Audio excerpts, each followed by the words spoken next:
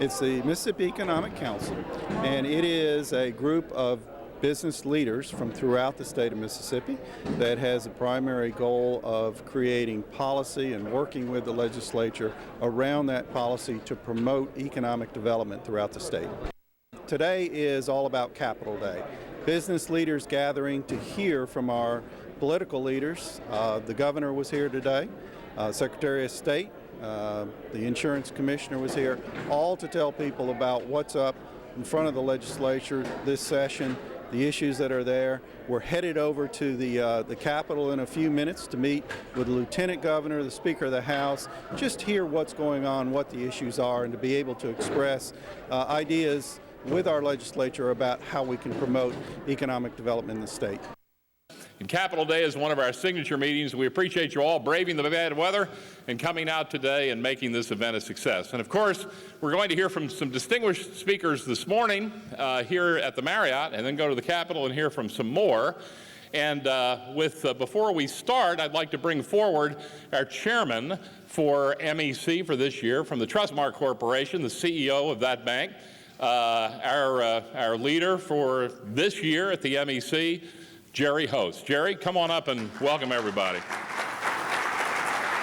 It is a fabulous event, and it's a little different, a little more formal than Hobnob. We all have suits and ties on and business attire.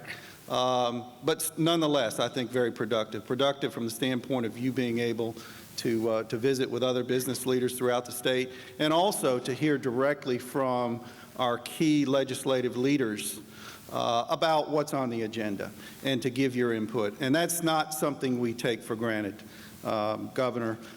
It is something that we greatly appreciate. It doesn't happen in every state. There isn't the type relationship that exists between the business community and our political leaders. So we appreciate that very, very much.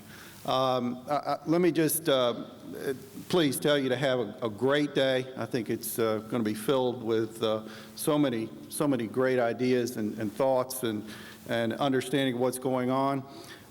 So I thank you for being here, and we hope you enjoy it. Let me just, as Blake comes back up to take over, some of you may not be aware, but earlier this year, Blake went through a very, very serious medical crisis, life-threatening. But as you can see, he not only survived, but he's come back 100%. And we're very thankful for that. And I will tell you that during the time he was down, MEC did not miss a lick, not once. It kept going strong as ever, financially strong. It's because of the support you give, not only from the standpoint of your attendance, but also financially. And it's stronger than ever thanks to Blake Wilson. Blake? Our next speaker is a man who I met when I first came to Mississippi. He had a different job. He was the education chair in the Senate. He always an outspoken supporter for education, always somebody who looks at things with a different lens, figures out if there's a different way you can do it, tries to make the best out of bad situations. And one of those situations that we're all wrestling with as business leaders is how are we going to approach the Affordable Health Care Act? Let me tell you straight out, our next speaker does not have the answers for you, okay? He is trying to find a way, as all of us will be, as more information becomes available. But what he is doing is trying to find a way, and many of our members today asked if we could specifically have a person who is at the front line of this issue in Mississippi come share some of his thoughts with you about what's going on in this area and some other things in the Department of Insurance. So please join us in welcoming the Insurance Commissioner for the state of Mississippi, the Honorable Mike Cheney. Mike? Blake, you might have had the hardest job trying to introduce someone that may or may not have the answers. I want to say that I definitely don't have all the answers on health care. I want to digress a minute and say that I truly support what Governor Bryant's trying to do on education. I think Phil's got a plan that will work. I introduced and wrote the first charter school bill for Governor Fordyce when I was in the House. We passed it. It got convoluted because you had to get it passed and had to work with folks. But we did have a charter school bill. And when I was chair of education in the Senate, I really wanted to kill it because it was the sorriest charter school bill in the United States. I make no bones about that because it was. And we need a charter school bill that will work, that would allow our children to get a proper education in this state. It just does not make sense for us to continue down the road that we're on and not educate children. I commend Delbert for what he has done on 16th section land. That's another issue I've always had to deal with, and it was one that was contentious with us for my 4 terms in the legislature. Let me briefly say that the governor and I are friends. I want to make that very clear. We've known each other a long time, since he was investigating arson cases and I had some mysterious fires myself, and we will remain friends. We've got a long way to go. It's hard for me to get up here and talk about what I want to do, and I'm looking at Phil on the front row. All right, here's the bottom line. One way or another, we're going to have an insurance exchange in the state of Mississippi. It will either be run by the state or it will be run by the federal government. There are those at the Republican Governors Association that think that the federal government does not have the money to operate exchanges. Well, I wish that were true, because if that were true, maybe we could just migrate over and say, you guys come run it because you don't have the money to do it. But the truth of the matter is they do have the money. They have folded one organization into SOCIA. SOCIA has all the money. It's a huge umbrella under HHS, and they have money to operate an exchange. Now, where are we in the state of Mississippi? It's obvious that the governor and I are not on the same sheet of music on this particular issue, and I respect his opinion because he's got 24 other governors, I believe that's right, that's behind him on the Republican side. I happen to not agree with them, and there's a reason for it. I think that if we allow the federal government to come into our state and operate the exchanges, we will forever give up our ability as a state to regulate health insurance in this state. Our authority is somewhat limited today. It will be totally gone if we succumb to the federal government, and October 1 is the deadline. I mean, October 1, somebody's got to be operating an exchange. I have one other option. I could do a state partnership, but let me make it clear. I am not going to do a state partnership. If you do a state partnership, you're implementing what the federal government wants.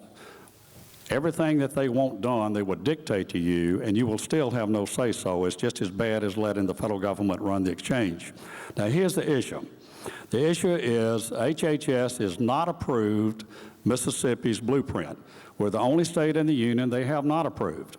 I don't expect they will approve it this week. I will tell you this, that we will have an answer within the next 10 to 15 days, because they've got some deadlines themselves that they have to meet, and they will tell us, yes, you can go forward, or no, you can't.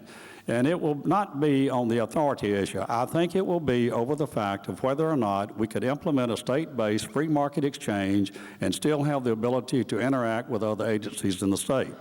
I worry about that because I do not control Medicaid. I want to make it very clear I have nothing to do with Medicaid. That's a sticky wicket for somebody, and I'm glad that my governor is in charge of Medicaid and not me. I do know this, that if the federal government comes in and operates an exchange and the legislature does not expand Medicaid, the federal government will have the ability to take people off that exchange and add them to the Medicaid rolls, and the state cannot do anything about it because they can change the eligibility at that point, and they will do that. Now, the Republican Governors Association thinks that if we have a state-based exchange, it will be a portal to add people to the Medicaid rolls. That's a possibility if you have something called the MAGI. That's the Modified Adjusted Gross Income Calculator. It simply is a question like this. What is your income? Is it above this level or is it below this level? And it has to be verified by someone. I'm not the Internal Revenue Service. I don't want to be in that business. We do not have a MAGI at this time that's available in the state of Mississippi. I don't know if Medicaid will do one or not. That's something we hadn't been informed of, and I don't know if we will do one, if the feds may make us do one if we end up doing a state-based exchange. I can tell you this. We're continuing to do what we've been doing in the past. HHS has told us that the grants that we have in place now are solid. We don't have to pay them back. We can continue to administer the grants that we have. We will continue to develop the exchange technology that has to go with it. And if the feds want to operate the exchange and they come in October 1 and operate, then the technology that we do develop, we will try to get the high-risk pool to utilize for a free market exchange with no subsidy at all outside of what the federal government does. Why is that important to you in this room? It's important for two reasons. One, those employers who are small employers who have 50 or less employees, the number is 50 or less employees, are not subject to the fines, but will have to find group insurance for their employees or a place for their employees to buy health insurance. They will be limited to 2 or 3 markets. Those markets will be either the federal market, the multi-state market that the feds will operate, the free market, which some of us believe will still exist to some degree, or the exchanges, be they federal or be they state operated. If we have a free market exchange run by the state, we will have qualified essential health benefits that we have chosen for our state. If the feds operate it, they will essentially have the same health benefits for 2 days because they're already added to the ones they've adopted. Our essential health benefits are the same thing that Blue Cross has for the largest small groups in the state. So that's what we've adopted on the state level. There are a couple of other things that are going to happen. There will be a tax imposed on the federal exchanges of 3.5%. We already know that the state plan, that's the plan that 200,000 state employees and dependents are on, will have to pay $63 per participant per year to the federal government to pay for reinsurance that we took a bite of the apple a year ago. So that's another $12.5 million hickey that we've got coming at us sometime in June or July. I've informed a couple of our legislative leaders that they need to be prepared for this when it comes down the pipe. We're looking at untold taxation coming at us to kind of finance Obamacare, as we call it. Have we used any state money to develop what we've done? You have to some degree if you paid me. But by and large, all of the dollars that we've spent on the development of the state-based exchanges come from grant money. Grant money is taxpayer money. Granted, it comes from us. It comes from other folks in the United States. But we take grant money every day. We just took $60-something million for the medical expansion here in Jackson day before yesterday when we had the groundbreaking. So it's not uncommon to take grants. But I will tell you this, that if we have to come back and develop this exchange ourselves, we've got to find somewhere between $40 and $60 million to develop the exchange.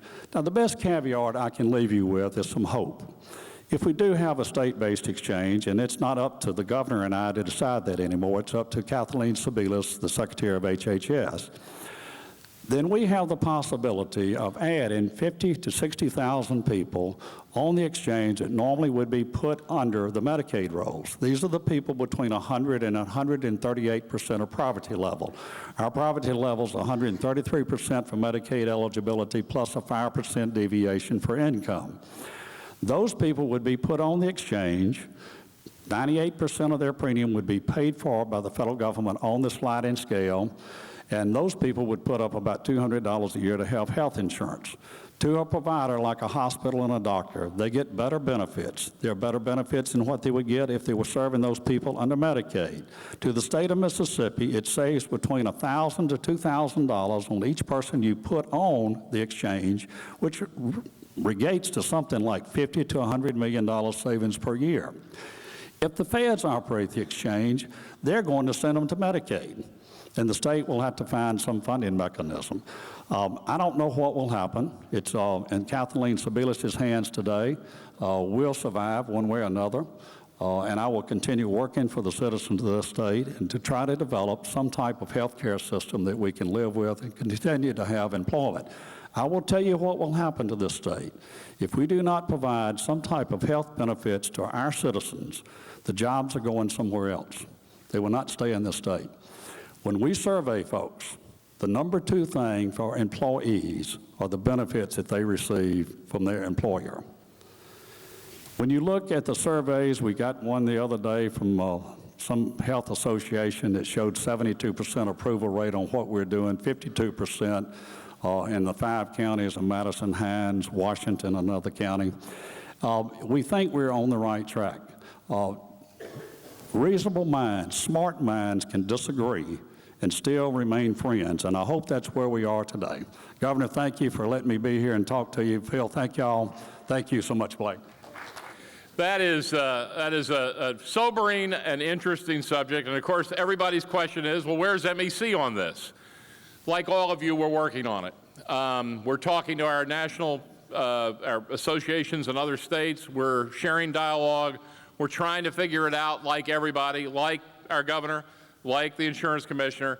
You know, you read the story of the day becomes maybe a disagreement, but the point is everybody is trying to find a way on what is a new concept that we're not totally clear of, chapter and verse, how it's going to impact us. We're all going to be impacted. We're all going to have to share in a way to find a way to work through it. And that's where we are right now. So as the months go on, we'll be sharing with you what we're learning and where our positions come down from an MEC point of view. Now, our last speaker this morning is to make a special announcement. It's an announcement that is aimed at economic development. And it's an announcement that is aimed at helping to stop what we've often called here in Mississippi the brain drain. And it's an announcement that will make a profound difference for the future of our students in the great state of Mississippi. So please join me in welcoming for this announcement the president of Mississippi State University, Mark Keenum. Mark. Thank you, Blake. It is indeed a distinct honor for me to be here with all of you this morning on Capitol Day. And I wanted to, before I make my announcement, give some commendations to all of you here who are part of the MEC and the leadership team, and Blake, everyone on your team who are doing an outstanding job to help move our state forward. But also your understanding and listening to the governor this morning and talking about the importance of education and what it desperately means to our state and our future. And all of you who represent our finest leaders in business and industry in our state fully understand that. And that's why over the past 46 years, MEC and the MB Swayze Foundation have worked together in tandem to recognize the most outstanding students across our entire state with the Star Student Program, which also recognizes outstanding teachers in our high schools and classrooms all across the state. In fact, there are over 300 high schools, both public, private, parochial schools that participate in the Star Student Program. And it's something I can tell you that schools, high school principals take great pride in. And these students are highly honored by being recognized as the Star Student from their school. And the Kelly Jean Cook Charitable Foundation, which is in your handouts, I was reading it earlier, talks about the scholarships that are provided to these students. Again, over 300 Star students are recognized, the best and the brightest from our state, but 20 receive a scholarship. The top 3 receive outstanding academic scholarships and awards.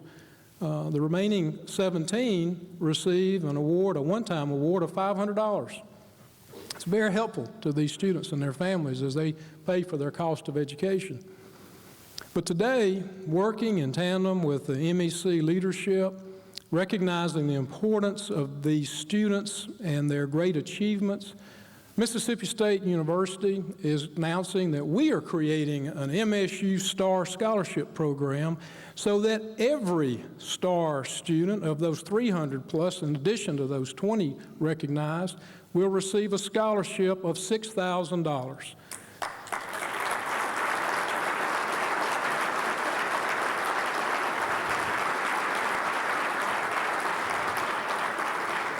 This is something that we take very seriously at Mississippi State, again, recognizing the great academic achievements of these students. Now, the bar of the Star Scholarship Program is pretty high. And I can tell you that a Star student who achieves the recognition is also going to qualify for additional scholarships at Mississippi State.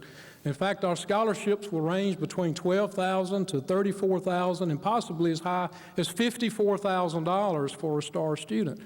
This $6,000 is over and above and in addition to those scholarships that we will be offering at Mississippi State. But the significance of that award to a young student, that they will receive that caliber and that level of funding, is something that I think is very important. We all recognize, again, that this is only possible because of the generous support that we receive as a university from our very generous alumni who make tremendous contributions to our university, friends of our university who have made possible our #1 priority at Mississippi State, and that is securing more funds for scholarships for our deserving students in Mississippi. We want to see our best and brightest students in Mississippi stay in Mississippi to continue their education, to come and work in your businesses and industries and be productive citizens in their communities and help be leaders of our state. That's what this is about, and it's a teamwork effort.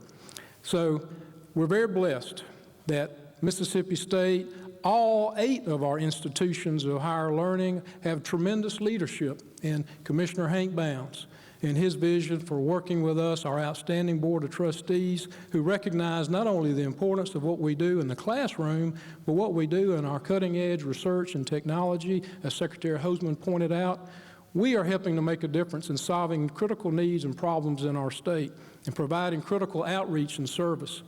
We have a wonderful higher education system.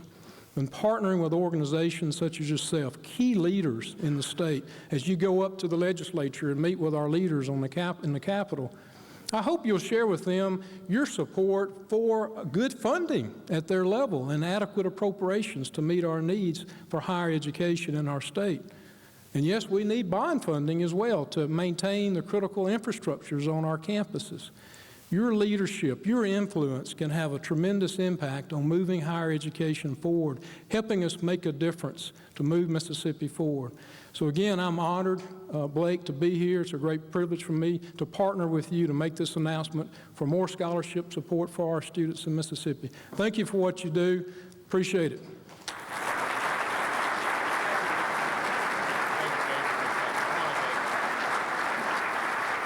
Well, thank you, Mr. President. I'd like to introduce David Gates, who chairs our M.B. Swayze Foundation, who can really put this in perspective and what this means. David?